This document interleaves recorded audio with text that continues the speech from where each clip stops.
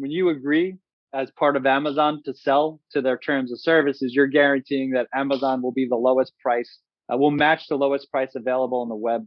And earlier, my example, we're working with the home and kitchen company Yeah. where we would get all these great deals lined up, and then Walmart would be like, hey, we want to jump in that, and then they would screw it up for us on the Amazon end. Growing a business requires a holistic approach that extends beyond sales and marketing. This approach needs alignment among people, processes, and technologies.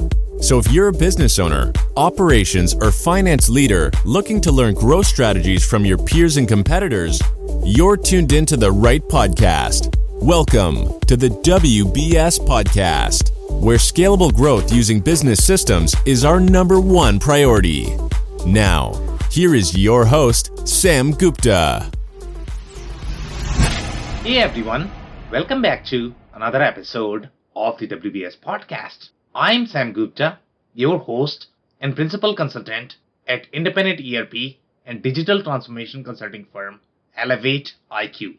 Amazon could appear like a massive opportunity, but to be successful on Amazon, a comprehensive strategy starting from SKUs to pricing and to your fulfillment. While Amazon could come across as frightening due to confusing terms and business models, Amazon provides several opportunities for sellers at different levels, including taking care of your entire fulfillment process. So what do you need to know to create Amazon as a successful channel? In today's episode, our guest, Haire, shares his insights into Amazon's business models. He also describes the business model differences of vendor and seller central, FBA versus FBM, seller fulfilled prime, and hybrid strategy. Finally, he discusses several strategies such as Amazon's price and how that impacts your relationship with Amazon, inventory and warehouse processes of Amazon and their expectations from each seller.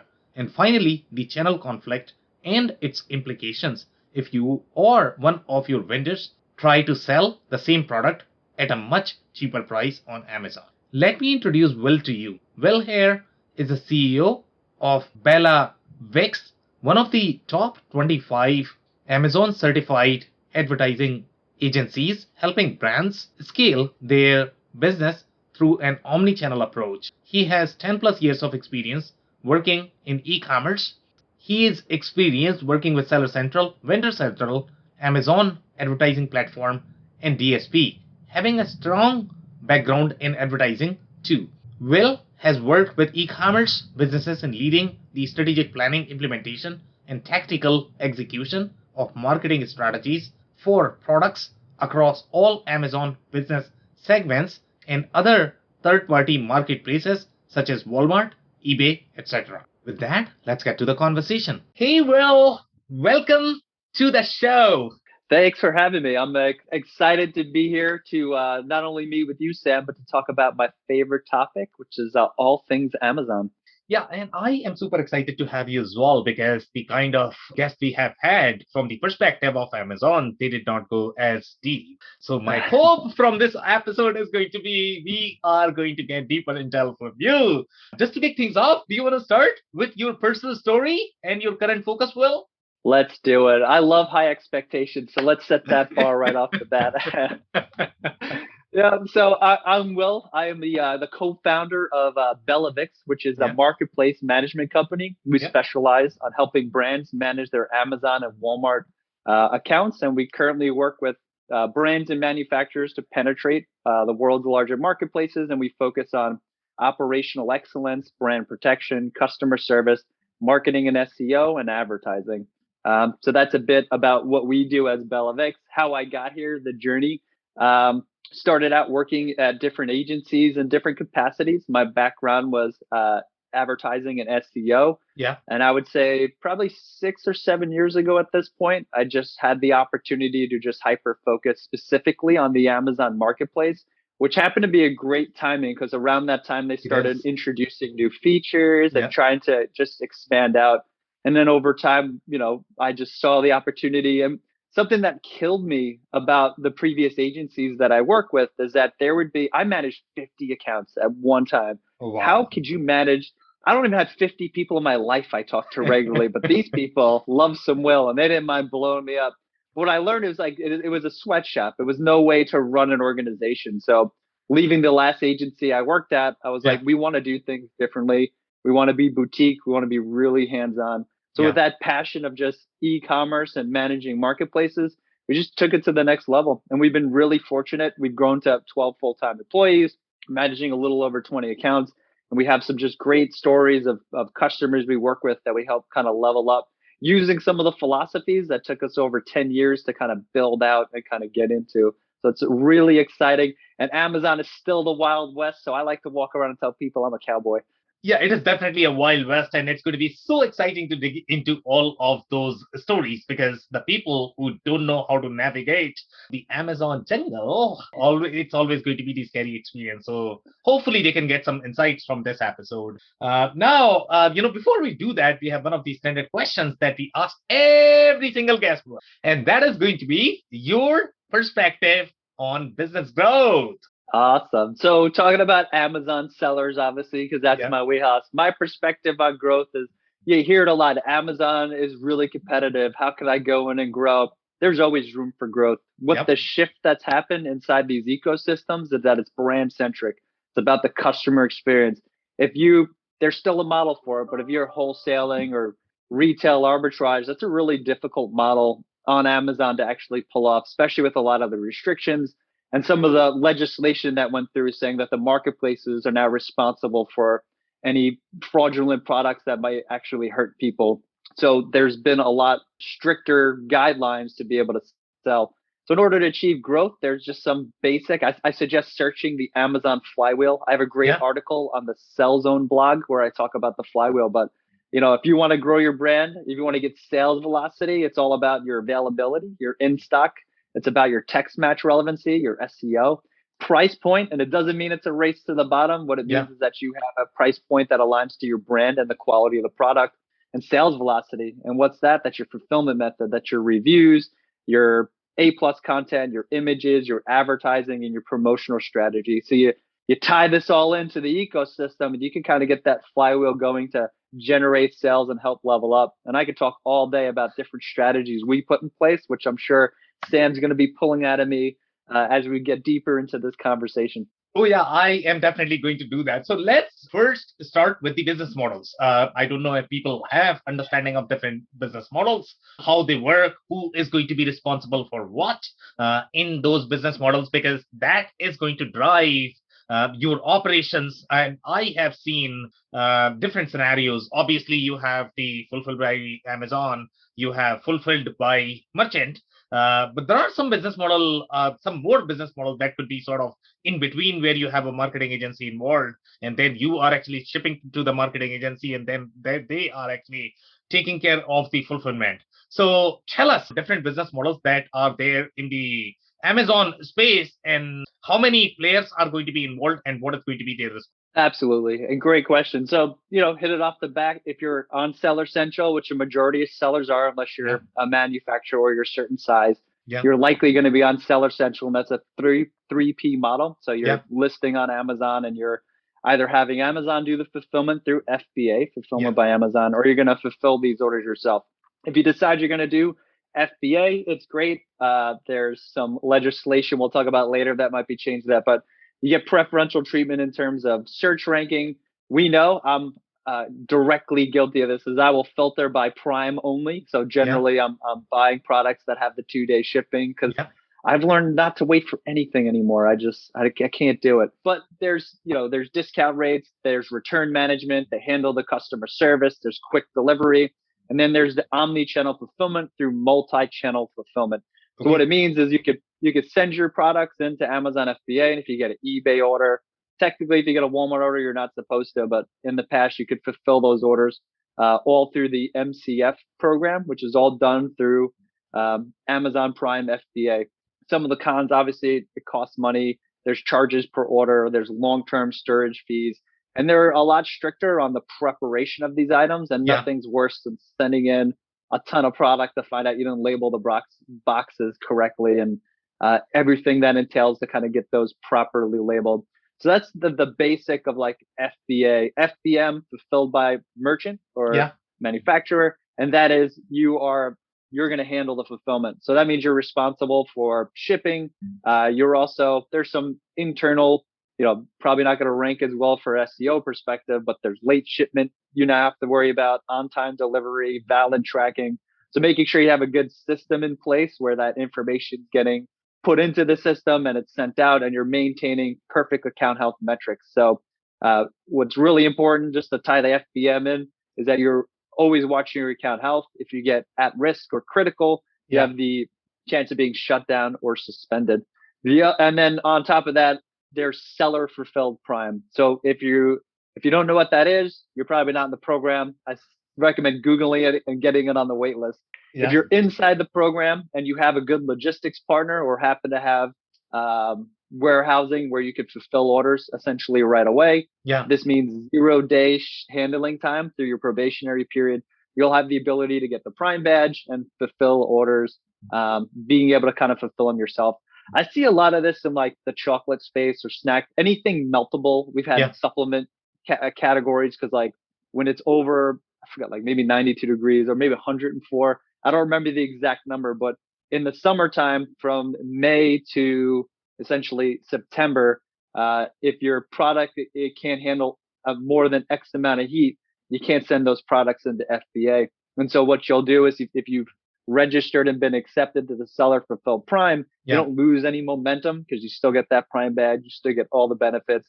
You just have a third party logistics company actually working through that. If you don't have that ability, then you just FBM. Ideally, you're shipping it as quick as possible because we know what Amazon's expectations are.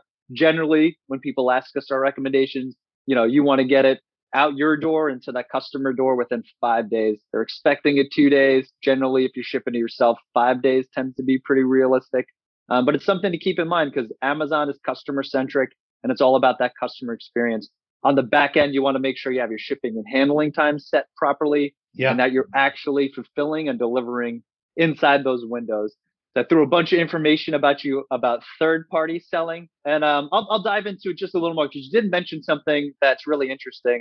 And there's kind of the aggregators. The Caspian is one, for example. They used to be e-tails, and they built an awesome business model, which essentially they buy your product and they'll warehouse it and they handle all of that. And it works for some sellers. I think it works great if you're focusing on your website. So you're launching. And you're like, I know I need to be Amazon because everybody needs to be on Amazon. 50% of e-commerce sales, 65% of people are going to go check reviews on Amazon. So it's important you have some type of presence. They're not robbing from each other. But it takes a lot of time and emphasis to get the process, the procedures. How do you rank? There's a lot that goes into it. So these aggregators have a place in the ecosystem where they're going to buy your product. What we found and what's worked really great for us in acquiring clients from these aggregators is generally if your product doesn't have good sales velocity, you're not going to get the time or emphasis that you expect. So what we get is an inconsistent customer experience from your website, from your social media onto Amazon or onto Walmart. So it's important you consider that, especially if you're launching out, you don't have a ton of followers, you're not moving a lot of product, they're going to handle it, which is great, but you may not be getting white glove service, if you will. And that comes with the territory. The goal is to kind of grow into that. But those aggregators are great. And like I said, they'll handle a lot of it. And if you happen to have a product that sells really well, you get a lot of attention, everything else. Jumping on to the next business model, it's a 1P model. So Vendor Central, you're here a lot. And Vendor Central is awesome. It's a great way to work directly with Amazon. So if you're ever on a listing, and the buy box where you buy now, essentially underneath that, I'll have sold by and shipped by Amazon.com. If you see that seller is in a 1P model, normally for FBA, you'll see, sold by insert brand, shipped by Amazon.com. And if it's fulfilled by merchant, sold and shipped by brand.com or whatever it is. So vendor is invite only. So if you have not been approached by Amazon, you're likely not into this program.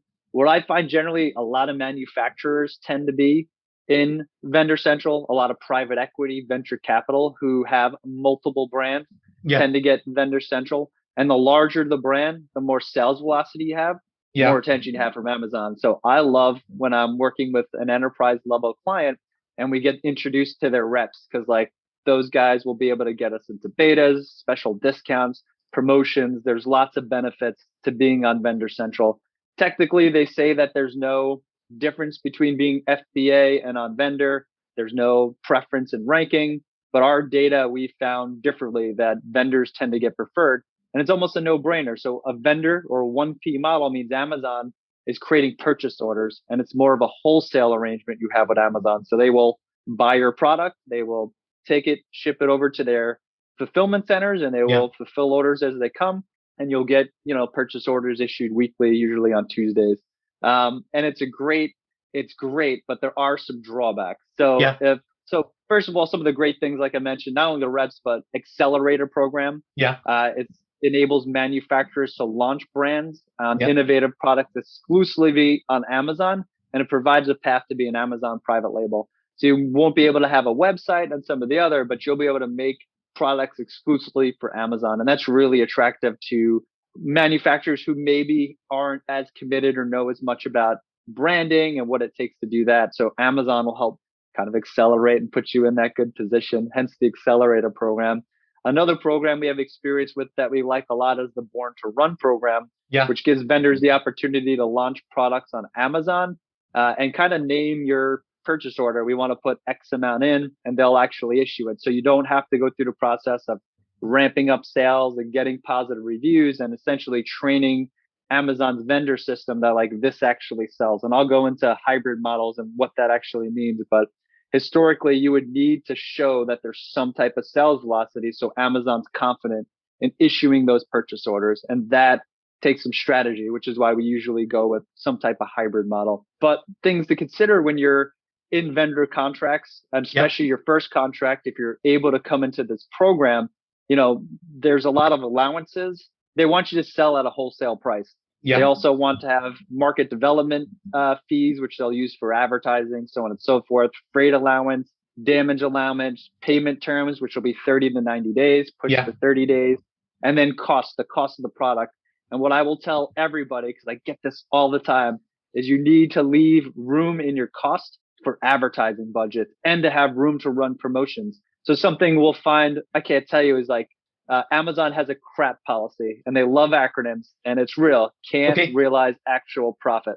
And what it means is that your price is too high, Amazon can't sell that. And maybe you have third-party sellers on that listing that bought your product through wholesale, they're flipping it, and Amazon's not the lowest price. So they won't issue any more purchase orders.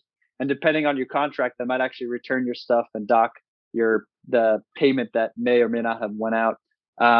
So it's important that you kind of have some fluff and you're controlling MAP policy. You understand what wholesalers are selling and what that relationship is. And have, if you have exclusivity, and there's ways around it. Like we work with a beauty brand that kills it. Their wholesale account and how they distribute that through their affiliates is how they make a bulk of their money. Where it's difficult when you have 50 sellers on a listing to win the buy box and to get the sale and to prove your value. So essentially what we would do with a lot of these accounts is we would identify what's your Amazon exclusive products. What products do we have to double down? We, of course, recommend your best sellers because those will get the most attention, but also because we can control the customer experience. Your wholesalers generally don't care. They will all the time. They'll mess with listings. They'll change titles. They'll swap out images. And if, contributorship is something that will confuse the Amazon algorithm because it's based on the seller account, the maturity, the number of reviews. So there's a lot to go into it. And although you're brand registered and you have all the paperwork and all that other stuff, it's still an ongoing process of like, okay, this changed. This affects our conversion rate. This is why it's so important to go on and make sure that we're keeping on top of our third-party sellers and making sure, are they selling on the right products? And then the weed out, you have to have enforcement. That's like the other big part for this 1P. Like if you're just dumping it all into the market and whatever happens, you'll find. And I will say anybody who's listening right now, if you sell to wholesalers and you're not on Amazon and you're not aware of what that experience looks like, go search your products on Amazon. See what those listings look like. See what, USPs they're talking about, your selling proposition. See what that listing looks like. Like I said, 65% of people who are finding your brand, they're going to jump over to Amazon to check price. Can they get it cheaper? And B, to check the reviews. They'll read through those reviews. And reviews will spill over from like, hey, my product came damaged. Those can get removed, first of all. Yeah. but my product's damaged. If you wait too long, you can't get those removed. Or, I got the wrong product. Or oh God, especially in the beauty space and supplement, fraudulent products. Like Yeah. we literally will put an image inside all of our beauty and supplement brands that's like, Yeah. hey, make sure this is legitimate. Make sure the buy box says buy and sold by Amazon or this company, so that we don't have those, because nothing's scarier than somebody getting something that I doesn't know. smell right or isn't Yeah. your product. Yeah. And it's hard to enforce because it's an open marketplace. At the end of the day, however your third party sellers get those products, they're 100% allowed to sell those products on Amazon. No issues. It's a marketplace. So it's important, to kind of control these on the manufacturing end and having good contracts in place so that you can enforce and make sure MAP policies honored. And it gets even more complicated if you're in brick and mortar retail. Yeah. If you're in multiple stores, it's making sure. I can't tell you how many deals we had crushed. Deals are special promotions we got through vendor central programs where it was good. Everything was great. Walmart saw we were doing it cheaper, so they cut their price cheaper than Amazon. Yeah. Without asking, because it's also a vendor experience. And then our deal got crushed. And then we put all this marketing emphasis and all this energy and funding into this, and then product's dead. What do we do now? And there's a lot of complications. So the reason I'm bringing it up is because we love 1P sellers. We think a vendor central program is definitely one of the best ways to go if you can actually get in the program. But there's a lot more to think about. There's a lot of ramifications for actions that are unintended.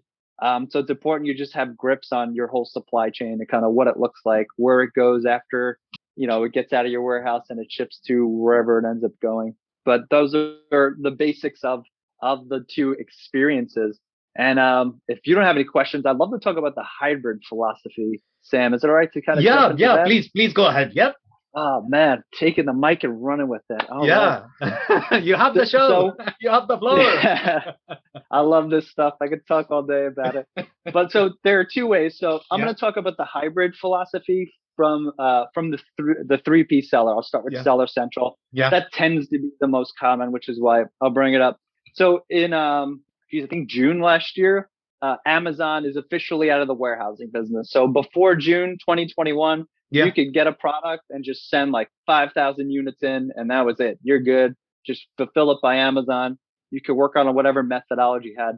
What Amazon started figuring out is like, we have a lot of products that just don't move. They're just taking up warehouse space, and what are we going to do about it?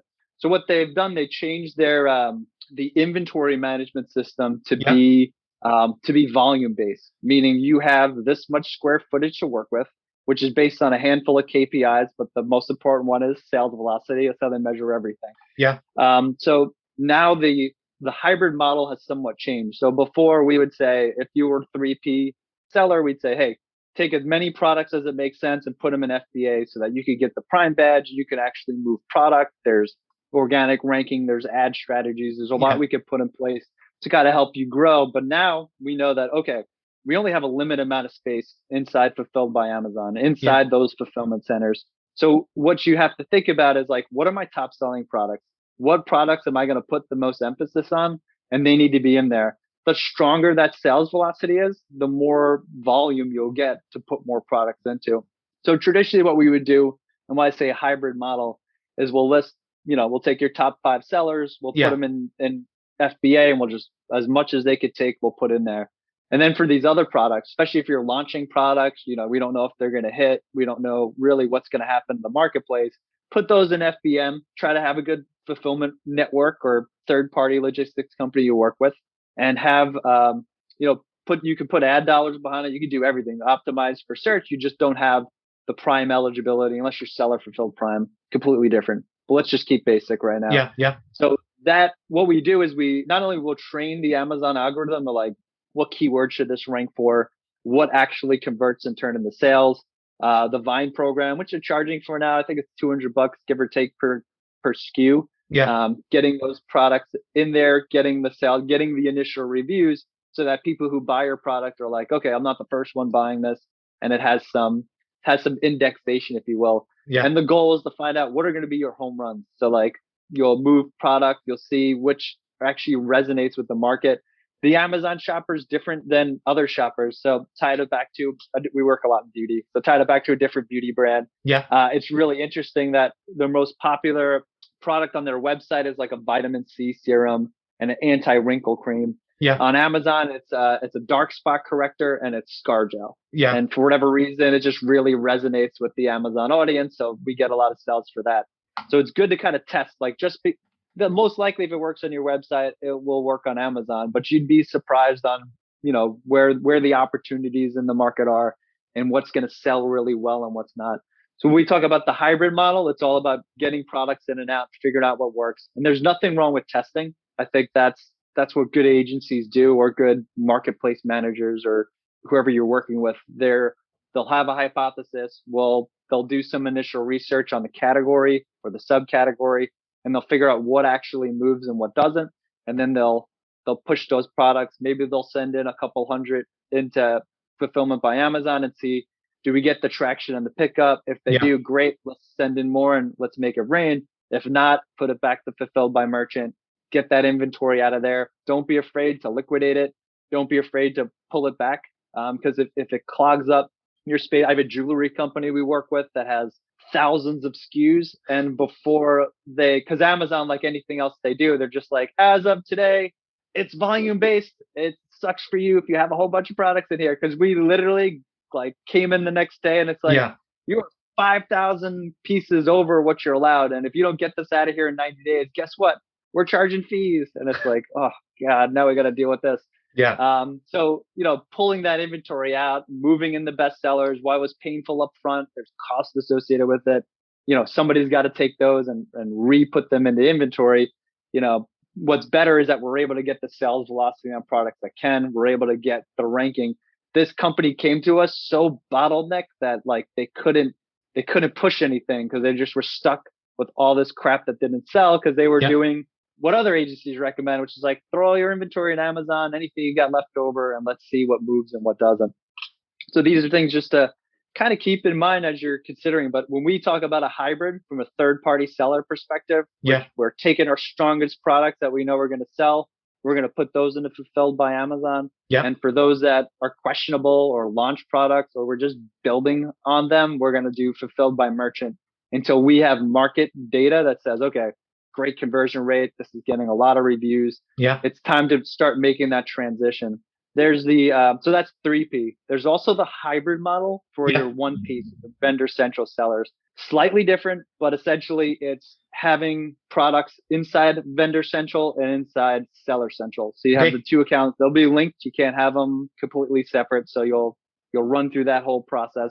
And same thing. So Amazon's going to want to see, they're only going to make purchase orders for products that sell. So for example, if you're launching a product, you could put it on Amazon Vendor Central, but they're likely not going to just make a purchase order. They're going to need to see something. You're going to have to seed that some way. It's crippling because if you don't have the buy box, or if you're not able to get that inventory into Amazon, you can't advertise. So now you can't advertise and you can't do a lot of marketing. You can't run promotions. Amazon has no inventory. There's nothing to build on. So that's where that hybrid model comes in. So what you'll want to do is take those sets of products, put them in Seller Central, run them through just a launch process, kind of get them going to validate it, but more importantly, show Amazon's algorithm that, hey, this product sells. I proved it to you sell, and then have the Vendor Central pick up. It's more important that if the vendor side actually picks up, that you're phasing that inventory out of FBA and you're focusing on that.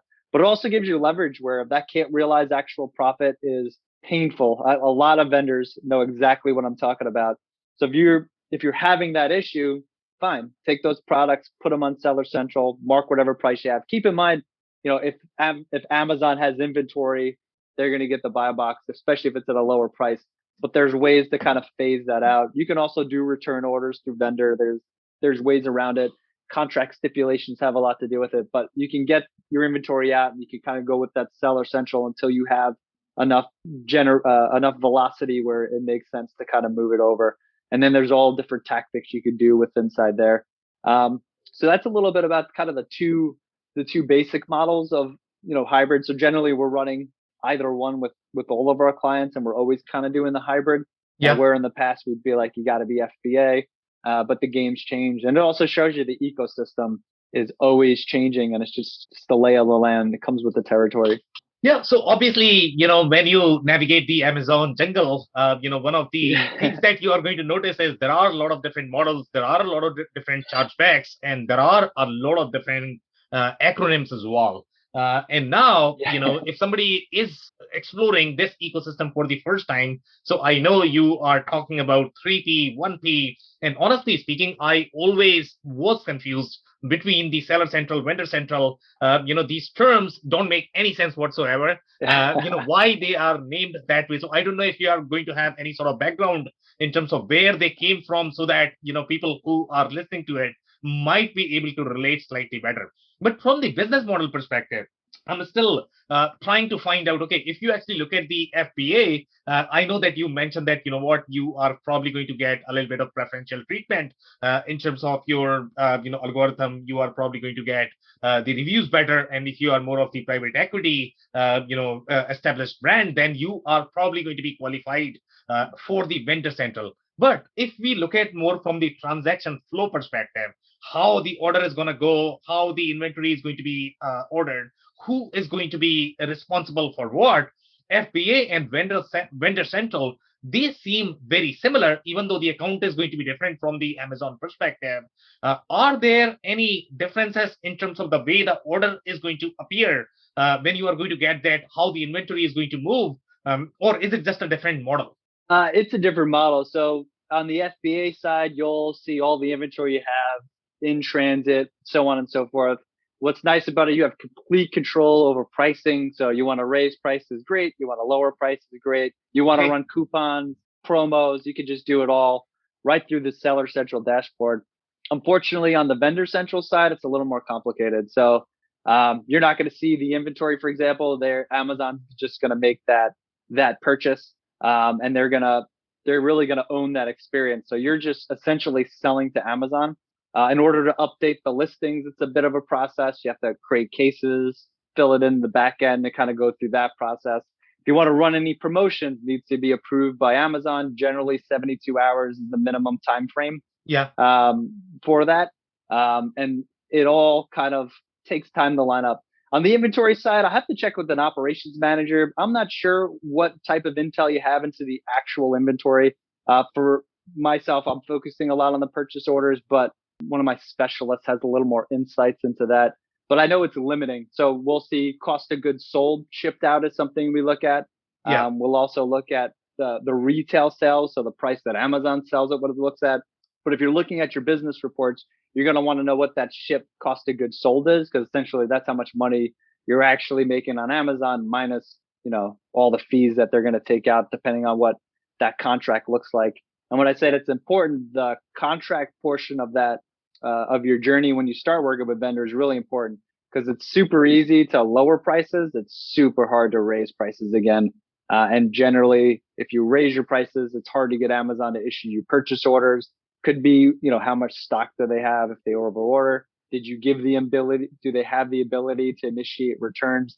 So because Amazon owns that experience, it becomes a lot more complicated to getting the changes. So with the 3P model, there's just a lot more freedom. You lose a little bit compared to vendor, but I mean, if nobody else is vendor, or it's not from like an organic and sales perspective, it doesn't matter as much. Like if you're a good agency or a good business owner and you're concerned about the customer experience, you have high quality images, you're using A+ content and all the tools, you're running promotions, and you're doing full funnel advertising, you're going to get sales, you're going to grow your brand. It's the navigating part on the back end that gets so difficult between the two platforms. Generally, I prefer Seller Central, a lot more freedom. You give Amazon a lot of control. They can just say, we want to lower prices, or we won't issue purchase orders. And if you're only a 1P seller, so if you're on the accelerator program, you're not going to be on Seller Central. You are committing to only selling to Amazon through the Vendor Central portal, the 1P model. And that we have found difficult. We have a pet manufacturer. They do like leashes, collars, and so on and so forth. And they did not do a really good job negotiating their contracts, to the point where I think they're losing, before the advertising or marketing, they're losing like 15 cents per order, give or take. So it's great for Amazon. They're selling these products super cheap. but we've been filing cases and trying to get them to raise their prices. They'll raise the prices, and then we won't get purchase orders. So this manufacturers and they can't have a website, can't have anything off of Amazon. You're committed to making this product for Amazon. So that's why I say it's important not to go in this alone. There's legal counsel who like specializes in that, or agency owners who have seen a lot of these contracts will go through it and say, hey, be aware of these 5 things and make sure you're leaving margins. So that's really important. And it's a huge difference between the 2 models. Very interesting. So that's a very interesting model. So let's say if I am the business owner and if I'm trying to sell my products and if I commit to 1P model, I don't know how Amazon is going to track whether I am selling outside of Amazon or not. So do you know how do they typically track? Let's say if I'm violating the contract, and obviously Amazon is going to have probably millions and millions of sellers. So how do they know if I'm selling outside of Amazon? So they have a system. Obviously it's AI, but they catch it all the time. So also Amazon has a price match guarantee. Yeah. I forgot the exact terms, but when you agree as part of Amazon to sell to their terms of services, you're guaranteeing that Amazon will be the lowest price, will match the lowest price available on the web. And earlier in my example, we were working with the home and kitchen company where we would get all these great deals lined up, and then Walmart would be like, hey, we want to jump in that. And then they would screw it up for us on the Amazon end. C'est la vie, comes with the territory. But what I will say is they have software that they track. They're mainly tracking major websites. So if you're selling hair product to a salon and they're listing on their website, you're probably going to be okay. But they will check your website. They have that data on the back end when you submit your products on Amazon. They're going to check Walmart, they're going to check Target, they're going to check Neiman Markets, depending on what your category your product is. They're going to check all the major retailers essentially, and the system will pick it up. It's not necessarily like illegal, it's going to break everything, but they'll suppress your listing. So now you're not really going to show up on organic searches. You'll likely lose the ability to advertise, and you'll likely lose the ability to really sell through this product. It's okay for like temporary, like flash sales and stuff like that, or liquidation. They also don't penalize you if you're not the seller. So the software is sophisticated. So if I was if I'm selling on Amazon and somebody bought my product and just wanted to liquidate it on Walmart and it's not me as a seller, I likely won't get penalized. But if they see that it's, Will's shop selling it to Amazon and it's selling it at a lower price to Walmart, they're going to catch you and they're going to suppress your listing or just make it inactive. And then you'll have to lower the price, open a case, get it back up, and then take your lumps, as they say. Yeah, so very interesting. So one of the layers that we are going to be touching on right now is going to be overall the SKU consistency. And in my experience, when we work with different businesses, their SKUs are typically all over the place, sometimes intentionally, sometimes unintentionally. So when they do it intentionally, meaning what they are trying to do, they are going to have a separate SKU for Amazon so that they have better traceability, better understanding of their inventory. They might not have a way of allocating inventory for Amazon inside their own fulfillment centers. So they are trying to save any sort of chargebacks or penalization from Amazon. So they might have completely different SKUs. Now, if I am publishing my SKUs to Amazon as well as on Walmart, now I could have completely different SKU on Walmart. So when these AI algorithms, when they are going and checking whether you are selling at a lower price or not, can you change the SKU completely and sell it at a different price and brand it as a completely different product? Is that possible? Not really. So the SKU, you can make it whatever you want. So my ops team can talk about catalog management and proper nomenclature. Because if you have a really large catalog, as you know, it's important for consistency. They're going to tie it to your UPC or your GINTIN number. So when you actually register these products, we deal with a lot with UPC. So generally, we make sure that our brands have GS1 certified UPCs, because we've had instances where a brand would buy, this lady bought her UPCs from eBay, and we were like listing products. She just gave us this long sheet and she's like, just put it on here. We don't have it on the packaging. And we would get random stuff like Looney Tune t-shirts show up instead of it being unassigned. So I would say make sure it's always GS1 certified. But they will track it based on that. So the UPC, and other sellers will contribute. So they'll be able to kind of map it together if you try to do it. The other way around it kind of is the FNSKU. So what you could do, and this is where like I see a lot with smaller sellers who like it's expensive. They don't want to do the GS1 process. So instead of taking a shortcut, Amazon will say, okay, we'll give you a UPC, use whatever SKU you want. You'll just print this out and you'll label all your products, and it'll be signed to the ASIN number, which is essentially what Amazon serial identification number. I think I got that acronym right. Yep, you got it. So that they assign that to every single product. So when you create a product with this FNSKU or whatever you're going to use, Amazon's going to give it an ASIN number, and that ASIN number is going to be forever tied to that UPC, and it is very difficult to untie it once it's tied. So as you're creating these, and what they'll find is like if other sellers are using that UPC, they'll try to bring it back to that ASIN. There are ways to kind of hack the system, but then you're violating brand registry, and an agency like myself is just going to get you taken down if you're a third party seller and not on their wholesale agreements. You got to be careful sometimes. But so there's no shortcut way around it, and they're going to tie it to the barcode, the UPC, and we see that pretty regularly. So it's how they ensure that A, you're getting the lowest price, and B, that there's nothing crazy going on the back end. Very interesting. So, obviously the barcode is probably going to have these two numbers as well, unless they are inputting anything else there, some depending upon the company, how they are operating. But the other challenges that I have seen in my experience in my customer base is going to be, let's say if you have a very complex business model, and sometimes, I am not really talking about these enterprises, because some of the smaller companies, they could have very complex business models as well. So in this specific case, obviously they had many different channels. They were selling through distributors, they were selling through Amazon, they were trying to get onto Walmart, and then they were also selling through associations. And the way these associations work is they are actually trying to buy in the volume, and then they are selling it to their distributors that you have no knowledge of, meaning you don't know who they are selling to. Okay. And what was happening in this particular case is these distributors would go and they would actually sell at a much cheaper price on Amazon.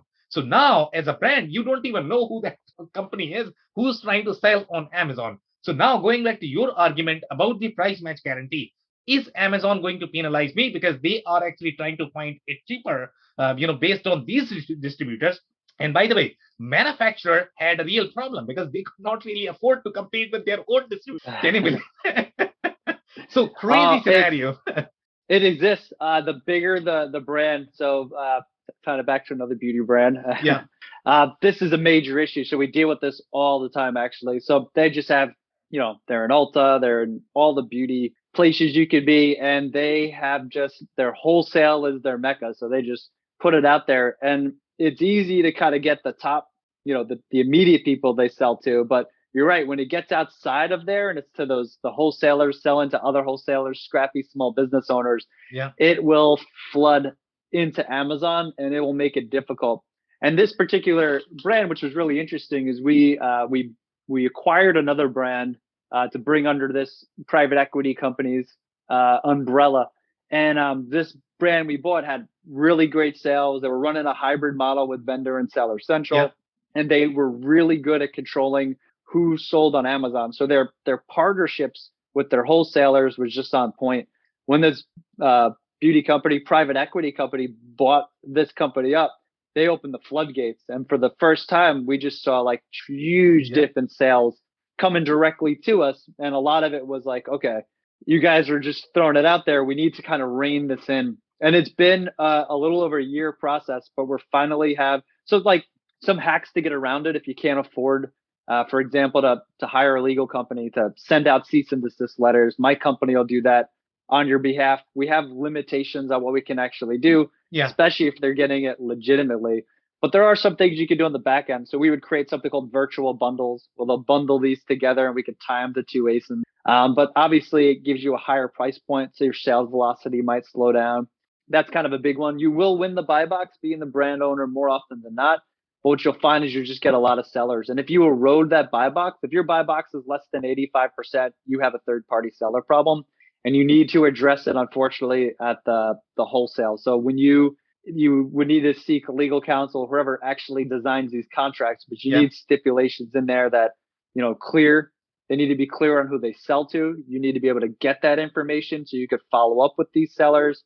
And there needs to be transparency. So if you're a brand who's taking the marketplaces seriously and you want to see growth or you want to protect the customer experience, because like I mentioned before, these third-party sellers, these mom and pop shops, they're just screwing up your listings all the time. They're putting information out in there. They're changing images. They're driving, like my hair is growing gray from these people. But I get it. You got to make money. So whatever it is, what it is. But it comes down to the manufacturer or the brand. Like they need to have that in place. If you don't have it in place, you need to consider how to get it in place. You could still make your wholesalers happy. They could still sell on Amazon. They have to honor MAP pricing. It erodes the quality of your product. It erodes the customer perception of your product. So it needs to be something that's addressed early on. There's no secret bullet. There's nothing that I can do on my end, because by the time they get to me, it's already a problem. So for us, we're just like identifying these people. We'll purchase the product to make sure it's not fraudulent. If it is, we'll do the A to Z claim. Do not do A to Z claims if it's a legit product, because they would just shut your account down, and that is terrible. A lot of these will be lifetime bans, so you can really shoot yourself in the foot. So it's important that if you have this issue, you seek out somebody in legal who can kind of help navigate that space. And unfortunately, it's a little over my head. We have, companies we work with in our network, but it gets really complicated. And what I will say and what I've learned through time is it's root cause. Who are your wholesalers? What kind of relationships do you have? Monitor those relationships and have really explicit, specific language to what they can and can't do, and make sure that there's transparency for wherever your products go after that, so that you can track it and you can reach out to your wholesalers and kind of get. And it's a project. Don't get me wrong. These guys have virtual assistants that just do this all day. Granted, they're bigger companies, so like they kind of budget for it. If you're a smaller company, I could see it being difficult. Maybe take the virtual bundle, or look at one of those aggregators, just let them deal with it, or just hands off, let them own the marketplace. So we have actually a model. We work with some companies that are larger and they just want the wholesalers to own it. So they'll hire us just to do advertising and to take care of the listings. So what we'll do is they file their brand registry. They don't actually send in any inventory. We do the listing optimization. We make sure the images and the A+ content is crisp. And then we'll use programmatic advertising as a way to kind of get people to those specific listings. And it's like a benefit to their wholesalers. So if you're in too deep, or you're just like, I just want to make sure the user experience is consistent and my customers aren't getting illegitimate or just a bad experience, that's another workaround too. So I just gave you 3 ways you can look at it and different ways to go about it. But if you want to own the brand and you want to get to that enterprise level, you're going to have to address your MAP policy and how you're going to work with your wholesalers. Okay, very cool. So we are close to our time now. Do you have any last minute closing thoughts or remarks for our listeners? If you're not on Amazon or not concerned about Amazon, you should check out your products just to see what people say about your products, to get some feedback. I also love checking out competitors.